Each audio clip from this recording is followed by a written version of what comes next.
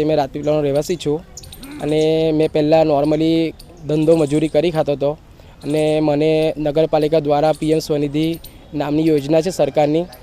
તો મને એના મેં જાણકારી પ્રાપ્ત કરી અને ધંધા જે લારી ગલ્લા ઠેલા લગાવે છે એના માટે આ યોજના સારી છે ને એમાં 10,000ની લોન મેં પ્રાપ્ત કરી અને એના થ્રુ મેં નાનો મોટો ધંધો શરૂ કર્યો છે અને મેં ધીરે ધીરે બધું શાકભાજી ફ્રૂટ લાવીને મેં ધંધો કર્યો અને મેં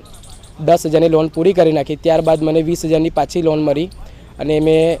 એનાથી મારો ધંધો થોડો વધાર્યો અને મેં અત્યારે રોજ સારી કમાણી કરું છું અને ધંધો મારો સેટ થઈ ગયો છે અને સારો ચાલે છે। મારો ધંધો શાકભાજી ફ્રૂટ સિઝનેબલ વસ્તુ છે, પણ જે હમણાં સિઝનમાં હાલમાં ચાલતું હોય એ વસ્તુ મેં વધારે વેચું છું, જેમ કે દારાક છે, કેળા છે, તરબૂચ છે ને શાકભાજી જે વધારે ચાલે છે સિઝનમાં તુવેર, રીંગણ, વાલપાપડી જેમ વગેરે બધું વેચું છું। મારી પહેલાં તો મેં 10,000 બી નહોતો કમાતો મહિનાનું, મજૂરી કરતો હતો નોર્મલી ત્યારે, પણ હમણાં મેં 20,000થી 25,000 રૂપિયા કમાઉં છું દર મહિને અને આનાથી મારા ઘરમાં બધી જરૂરિયાતો પૂરી થાય છે અને ધંધો મારો સારો ચાલે છે